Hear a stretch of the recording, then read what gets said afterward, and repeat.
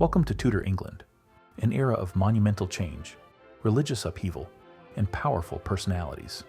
At the center stands King Henry VIII, a ruler celebrated for his grandeur, yet infamous for his ruthless decisions. Today, we'll explore the highs and lows of one of England's most iconic kings. Henry VIII ascended the throne in 1509 at just 17 years old. He was tall, charismatic, and exceptionally well educated for a monarch of the time. He surrounded himself with great thinkers and artists, ushering in a cultural renaissance at the Tudor court. In his early years, Henry was viewed with optimism. He was pious, worldly, and determined to be a warrior king in the vein of legendary rulers. I thank you, dear England, for your support of my reign. I promise to subsidize our military forces. His court quickly became a beacon for composers, painters, and scholars. Despite his early promise, Henry's personal life soon overshadowed his regal image. His marriage to Catherine of Aragon did not produce a surviving male heir. Desperate for a son, Henry sought the Pope's permission to annul the marriage. When the Pope refused, Henry broke away from the Roman Catholic Church, and thus the Church of England was born. This was a pivotal moment in English history. While it empowered Henry, drove religious wedges through the heart of England. Churches were refashioned, monastic lands were seized, and anyone who defied the new religious order risked execution. Henry emerged from the break with Rome more powerful than ever.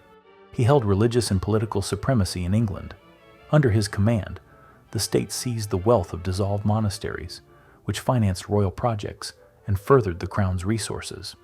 But along with power came paranoia. Dissent was met with brutal crackdowns.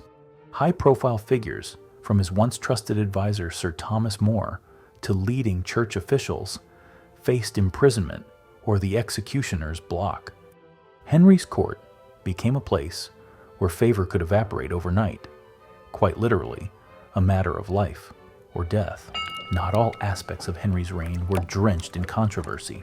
He invested in shipbuilding, significantly expanding the English Navy, which would lay the foundation for England's maritime power in the centuries to come. Henry also encouraged learning at court, and his patronage of scholars helped English humanism flourish.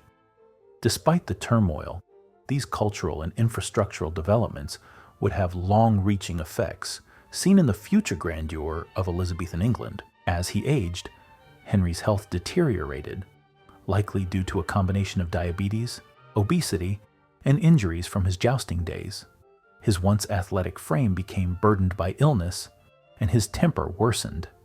Henry was married 6 times, desperate for male heirs, but it was his daughters, Mary and Elizabeth, who would later leave profound marks on the kingdom. The final years of his reign were characterized by suspicion, declining health, and the harsh reality of a king struggling to maintain absolute control. Henry VIII was a king of contradictions.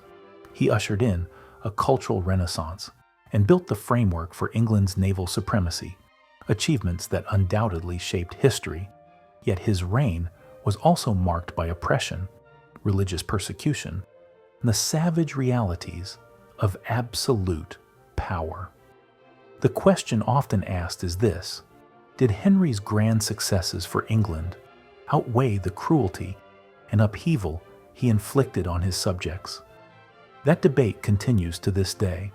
Remember, if you can't get enough of history's darkest twists and turns, make sure to follow this dark history, because sometimes real life is scarier and more scandalous than fiction.